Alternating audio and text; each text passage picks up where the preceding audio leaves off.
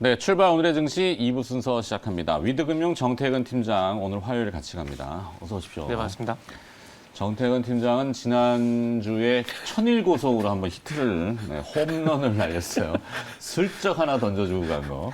그러게요. 네, 그때 정보회의였나요? 아니면은 정보예요. 730. 네. 목요일 날이었죠? 네. 네, 숙제 내준 거를 해오시다가 그러게요. 자주 숙제를 내드려야 될 것 같아요. 자, 이제 오늘 일발장전 주제는 네.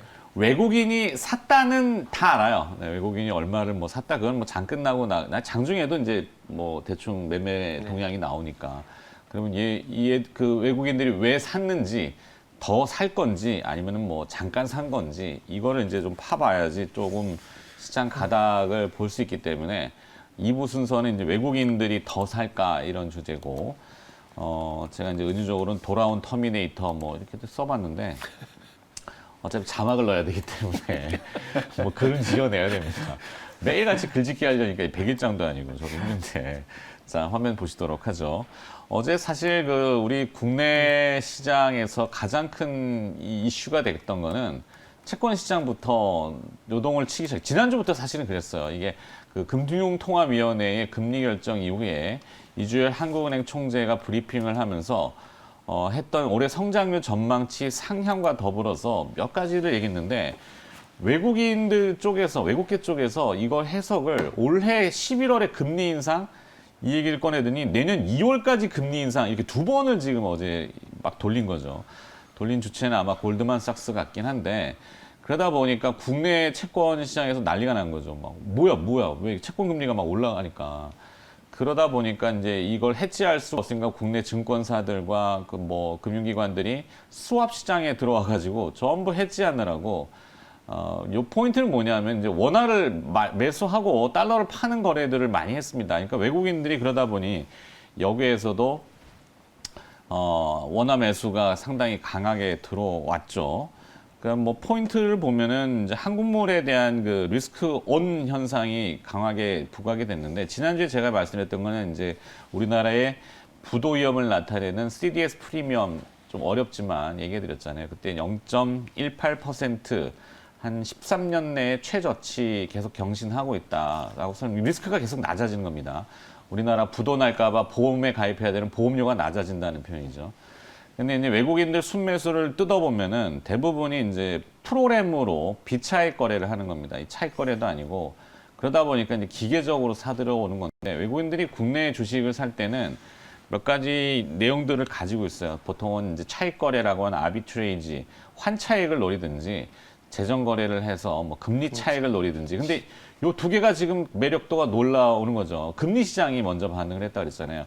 국내 금리가 11월과 내년 2월까지도 금리 인상을 바라보는 막 그런 얘기들이 나왔어요. 그러니까 정부는 공식적으로 그런 얘기를 한 게 아닌데 시장 풀이가 그렇단 말이죠. 그러니까 금리 차익이 미국은 이제 인플레이션이 아직은 이번 주에 뭐 고용지표 다음 주나 뭐 계속 6월 달에 FOMC까지는 봐야 되기 때문에 그런 금리가 안 움직이고 오히려 낮아지고 있기 때문에 미국 금리는 낮아지고 우리는 금리는 올라가니까 거래하기 좋죠. 먹기 좋은 시장입니다. 그래서 이게 또 한 시장에 반영이 되면서 원화가 이제 서울안시에서 달러화에 대한 원화 환율이 4원 60전이 떨어졌고 역외 거래에서는 지금 또 2원 80전 더 떨어져 갖고 1107원 8원 이렇게 효과가 나왔고 근데 이제 문제는 앞서 김명미 매니저도 잠깐 뭐 물어보신 것 같은데 언급하시고 방송 들어가기 전에 이게 이 위안화입니다, 위안화. 물론 원화가 이제 절상되는 건 위안화에 연동되는 부분도 분명히 있는데 중국에서 어제 장 마감 이후에 저녁 무렵에 위안화의 강세에 제동을 걸기 위해서 14년 만에 외환 지준율 인상 이 보도가 나왔는데 오늘 아침 경제신문 매체들이 아마 많이 보도를 했을 겁니다. 5%에서 7%로 2%포인트 제법 많이 올리긴 했어요. 그러면은 이제 이 역외 위안화가 어떻게 움직였느냐를 봐야 되는데 역내 위안은 어제 6.37 위안에서 근처에서 끝났고 역외 CNH는 이제 홍콩에서 거래되는 역외 위안입니다. 이거 6.3714 위안이니까 절하되는 폭이 크지 않았어요. 그러니까 실제 뭐 위환화의 그러니까 중국 인민은행이 중국 내에서 14년 만에 외화 지준율, 외화를 예탁하면은 거기에 이자를 주는 그 지준율을 인상한 것이 큰 쇼킹한 뉴스가 아니다. 다시 정리하자면은 그러니까 원화 강세와 우리나라의 차익을 노리는 외국인 투자자들은 조금 더 순매수를 강하게 할 수 있는 포인트가 있고 그 대상은 뭐 어찌 됐건 간에 삼성전자입니다. 삼성전자, SK하이닉스, 뭐 어제는 네이버, 카카오 이렇게만 사들여도 5천억이 넘죠. 네. 하여튼 그렇다는 거. 네. 돌아온 터미네이터는 아무런 감정 없이 그냥 조건만 맞아지면은 그냥 버튼이 이렇게 눌러준다라는 거죠. AI인가요? AI. 뭐 아무 감정이 없어요. 하여튼 그래서 외국인은 조금 더 살 것 같은데 문제는 이제 외국인이 사고 그러면 기관 투자자들이 따라와주고 그럼 시장 분위기가 이렇게 좀 따뜻하게 돌아가면은 이제 종목들도 막 나오고 하는데 그렇죠. 뭐 그들끼리 놀아버리면은 그냥 대형주나 지수 관련주 오르락 내리락 이렇게밖에 안 되는 거죠. 네. 자, 네. 제 얘기는 여기까지. 네. 그 나비 효과라는 단어가 좀 생각이 나는데 네. 그 이주열 총재가 기자회견을 하게 되면서 당분간이라는 이게 부사라야 될지 형용사야 될지 모르지만 이 단어 한마디가 이렇게 큰 파급 효과 될지는 상상도 못했어요. 그렇죠. 그 당분간이 네. 얼마 기간이야? 6개월이네? 그러니까요. 뭐 이러면서. 네. 그 당분간이라는 그 단어를 만약에 안 붙였다면 어떻게 됐을까라는 게 상당히 궁금한데 이주열 하는 총재가 임기가 내년 3월에 끝납니다. 네. 그러면은 최장수 한국은행 네네. 총재인데 뭐 경제 망가지를 원치 않겠죠. 네. 좋게 하면서 이제 역사에 네. 남고 싶은 게 사람 그거 아니겠습니까? 네. 저는 개인적으로 제가 주식을 하면서 알고 있는 그 한국은행 총재 중에서 이주열 총재가 제일 잘하고 있다고 생각이 들고 뭐. 그리고 이성태 총재가 제일 못했다고 생각을 하거든요. 뭐 제 개인적인 편견입니다. 근데 근데 우리나라는 이주열 총재가, 이상하게 좀 네. 조용히 있으면 잘하는 것처럼 보이죠.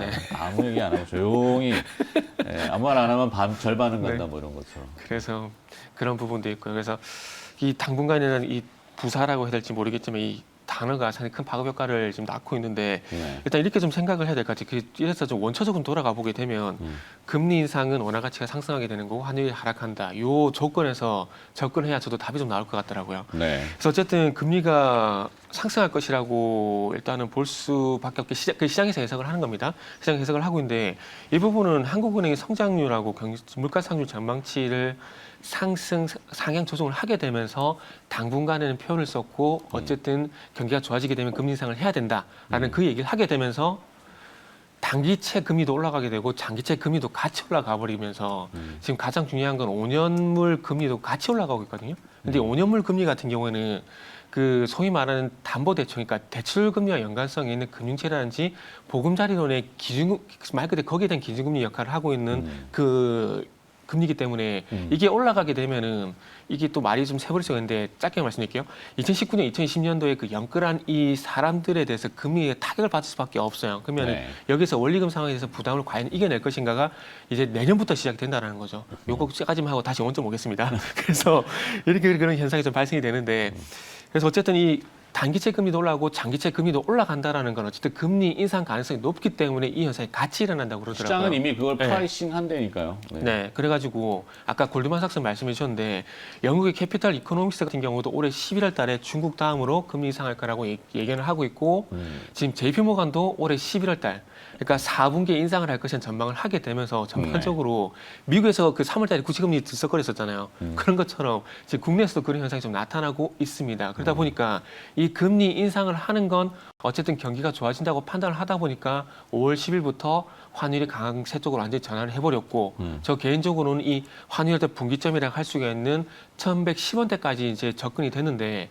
이 1110원대를 만약에 하향 돌파를 하게 된다라면은 저는 개인적으로 외국인들이 조금 더 들어올 가능성이 높을 것 같아요. 그 이유는 가속도가 붙을 수 있다. 그렇죠. 단기적으로 이건 차익 거래, 그러니까 환차익적으로 보고 들어올 가능성이 높지 않을까라고 생각을 하고 있습니다. 그렇다면은 너무나 당연한 얘기지만 이 환율이나 환차익 거래를 보고 들어온다라면은 소위 말하는 스몰컵 매수 안 할 거 아닙니까? 그러면은 네. 삼성전자 같은 대형주를 매수할 수밖에 없고 이 삼성전자 주식 매수를 할 수밖에 없다고 또 근거를 제시할 수 있는 게 이 아시겠지만은 이 프로그램 쪽에서도 비차익적인 매수가 들어왔다는 거, 바스켓 매매.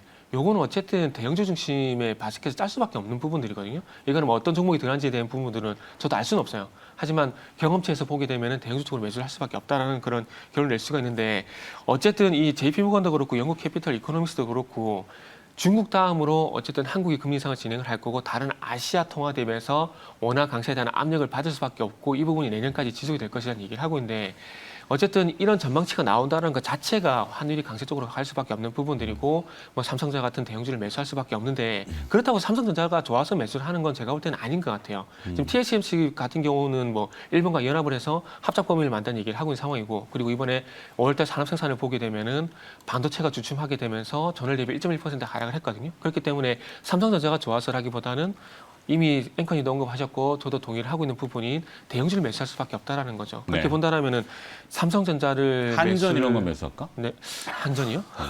한전 한전이 요즘, 만약에 들어간다면 매수할 수 있겠죠. 한전 요즘 네. 주가 보면 그래도 그 무거운 주식이 네, 한전에 우리 또 한이 많잖아요.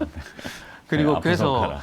저는 어쨌든 확실한 건 삼성전자보다는 코덱스 200하고 코덱스 레버리지 ETF로 네, 차라리 그쪽으로 개인 투자자분들은 좀 더 접근해 본다라면은 승률적으로 봤을 때 수익이 더 많이 날 가능성이 있지 않을까라는 생각이 들고 그래서 레버리지 ETF. 네네 그래서 1,110원을 만약 하향 돌파하게 된다라면은 3,200포인트도 돌파가 되지 않을까라는 그런 이 연결성을 보고 좀 시장을 보면 좋지 않을까 생각이 드는데 이게 어쨌든 뭐 얘기를 정리해 보자면은 시장에서 그리고 외국계 IB에서 어쨌든 금리 인상 쪽으로 분위기를 몰아가고 있는 상황에서 환율 하락을 하고 있고 그 속에서 대형주가 상승을 하고 있기 때문에 대형적으로 매수 들어왔기 때문에 삼성전자를 매수하는 건 좋겠지만 좀 더 확률적으로 보게 된다라면은 코덱스 200이라든지 그리고 코덱스 레버리지 같은 그런 지수 ETF에 좀 더 한번 접근해 보게 된다라면은 지수 상승에 확실한 수익률이 좀 되지 않을까라는 말씀을 드리면서 저는 정리하겠습니다.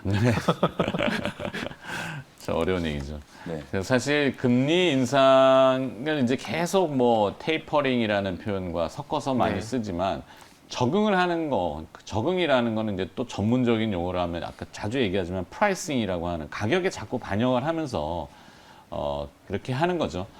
근데 이제 이 금리가 들먹거려도 제일 그 충격을 받는 거는 사실 2030 세대가 이제 신용 대출을 막 끌어와서 지금 가상화폐 시장에 너무 몰입을 하는 이게 제일 걱정이긴 해요. 뭐 자산가들이야 사실 네, 네. 금리 올라간다고 영향받지 않거든요. 그죠. 부동산 시장도 절대 금리 때문에 영향을 받지 않을 거라고 저는 보기 때문에. 저도 하여튼, 그게 핵심이라고 보는데요. 네. 사실은 이제 저는 이제 개인적으로 방금 우리 팀장님께서 얘기해 주셨던 것처럼 이제 최근에 이제 금리 인상 특히 저도 이제 지난주에 이제 한국은행 금통위가 끝나고 나서 나오는 기사들의 반응을 보고 아 되게 조금 놀랐거든요. 왜냐하면 이게 이주열 총재의 그냥 그 발언을 그대로 보면은 사실상 그냥 시기를 이제 조율하겠다라는 건데 이게 네. 이제 뭐 당분간이라는 표현도 나오고 뭐 상황에 따라서 올릴 시기를 뭐 점쳐보겠다 뭐 이런 식의 이제 굉장히 발언이 나오니까 매파적이었어요. 그러니까 이제 이걸 완전 금리를 이제 올리겠다라는 시그널로 이제 시장이 받아들인 거거든요. 사실상 미국 FMC가 이제 끝나고 나서 아무리 이제 제롬 파월 연준 의장이 아니다라고 얘기를 해도 시장이 믿지 않는 것과 거의 비슷한 논리라고 보시면 될 것 같거든요. 네. 그런데 저는 개인적으로 올해 안에 금리 인상될 가능성은 거의 없다라고 보거든요. 왜 그러냐면 사실상 지금 이제 금리를 올리려고 하는 이제 가장 근본적인 원인이 이제 물가 압력이거든요. 네. 인플레이션에 대한 이제 우려 때문인데 실제로 이제 뭐 경제 성장률이 상당히 좀 빠르게 좋아지고 있고 물가 압력이 이제 또 동반이 좀 되면서 금리를 이제 올릴 수 왜냐하면 이제 과열에 대한 시그널들이 이제 일부 조금 포착이 되고 있는 것들이 분명히 좀 있기 때문에 그런 부분들을 이제 염두를 해두고 선제적인 이제 조치를 할 수도 있다라는 게 이제 시장의 관측이지만 아까 우리 팀장님도 이제 이주열 한국은행 총재의 성향에 대해서 이제 간단하게 말씀해 주셨는데 실제로 이주열 총재의 성향이 뭔가 선제적인 대응을 하는 그런 스타일은 절대로 아니거든요. 네. 그리고 저는 하반기가 되면은 사실상 이제 이 기저 효과가 사라지고 난 이후에 과연 이 물가 상승 압력이 하반기 때까지도 계속 좀 지속될 것인가 그 부분은 분명히 좀 지켜봐야 되는 부분이고 그리고 사실상 미국은 올해 안에 뭐 금리 인상할 가능성이 거의 제로에 가깝다. 그러면 우리가 지금 기준금리가 0.5%되니까 0.75까지 지금 차이가 벌어지는 거잖아요. 네. 사실상 그렇게 이제 그 스프레드가 벌어졌을 경우에 또 나타나는 후폭풍을 이제 감안을 좀 해본다면 사실상 뭐 올해 안에 금리를 인상하기가 저는 쉽지 않을 거라고 보거든요. 아니 근데 시장은 지금 1.5% 금리를 향해 달려간다니까. 그러니까 시장의 이제 금리는 시장 금리는 이미 이제 그런 이제 기대감들이 선반영이 좀 되면서 이미 이제 시장 금리는 상승을 해 있잖아요. 그래서 네. 이제 저는 앵커님이 이제 말씀해 주셨던 것처럼 부동산 시장이 금리에 영향을 받지 않을 거다라는 표현이 저는 이제 이렇게 해석할 수 있다라고 보거든요. 이미 시장 금리 올라가 있는 상태이기 때문에 기준 금리를 올린다라고 해서 그게 이제 큰 충격이 없을 거다라는 거거든요. 그러면 결국 그 금리를 올리는 이제 실익이 과연 이제 어느 정도 있느냐를 이제 따져 본다라고 했을 경우에는 저는 뭐 하반기 때 어쨌든 제 개인적인 의견이지만 금리를 인상할 가능성이 이렇게 높지는 않다라고 보거든요. 다만 지금 전반적인 이제 시장의 환경이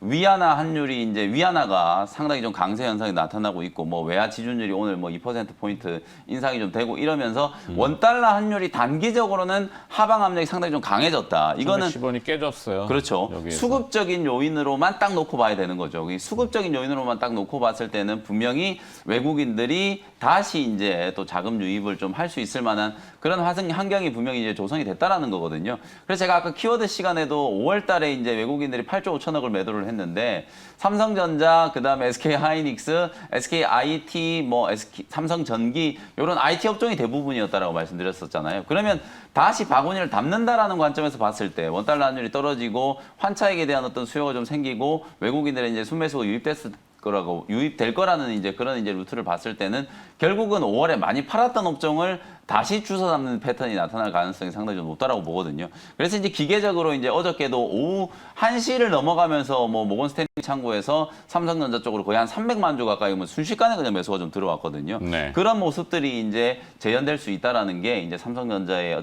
어떻게 보면 이제 하반 경직성을 이제 만들어주는 요소라고 보여지고요. 그러니까 외국인이 뭐 아까 말씀드렸듯이 기계적으로 삼성전자를 사고 SK 하이닉스 사고 막 이러면은 주가가 좀 삐질하잖아요. 그러면 나중에 이제 또 재료들이 하반기에 반도체 전망이나 뭐 실적은 좋을 거야. 막 이렇게. 그렇죠. 재료가 따라붙는 거예요. 네. 수급이 뒤에부터. 먼저 가고 이제 재료가 이제 따라붙는 이제 그런 모습들이 연출될 수도 있다라는 거.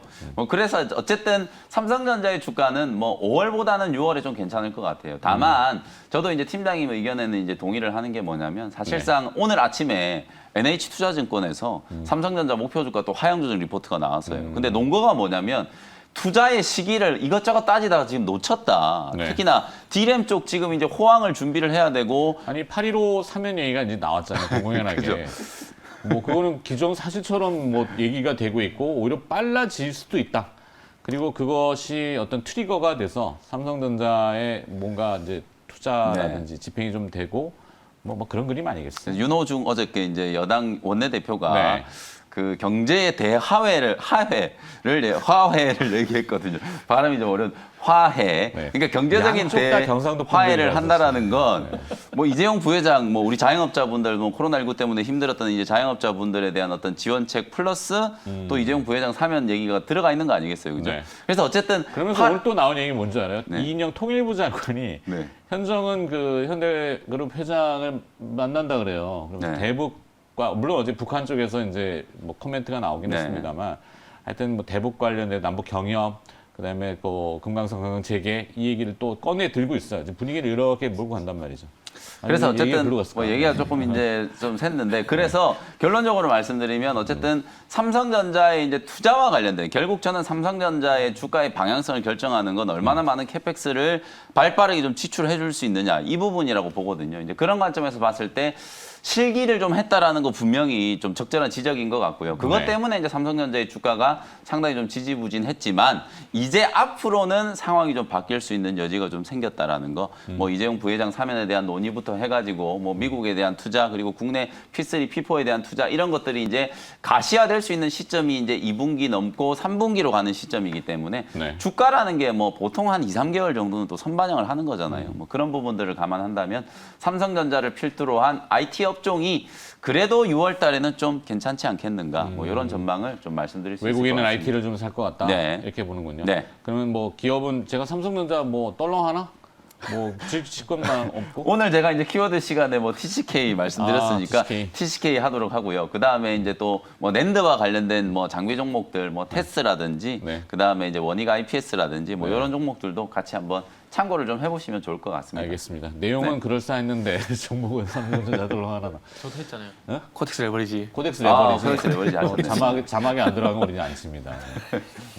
자, 네. 금융 매니저 오늘 돌아가시죠. 네, 그래서 오늘도 오후 4시에 이제 6월에 이제 오늘 첫 거래일이거든요. 어쨌든 어제 이제 오후장에 외국인들이 어떤 매수세가 조금 유입이 되면서 뭔가 조금 6월 시장에 대한 또 기대감을 좀 갖게 만들었었는데 어쨌든 너무 큰 기대보다는 박스권 장세, 이제 순환매 장세가 이제 유지되는 상황 상황에서 약간 이제 5월 달에 좀 소외됐었던 종목들의 반격을 좀 기대해 보면 될 것 같다라는 생각이 좀 들거든요. 오늘도 오후 4시에 무료 온라인 공개 방송 진행해 드리면서 어저께는 이제 전체적인 시장 전략에 대한 부분들 온라인 공개 방송 시간에 말씀드렸는데 오늘은 이제 구체적인 좀 업종과 종목에 대한 부분들 자세히 좀 말씀드려 보도록 할 테니까요. 오후 4시에 또 다시 인사드리도록 하겠습니다. 네. 자, MBN골드 김영민 매니저였습니다. 수고하셨습니다. 네, 감사합니다.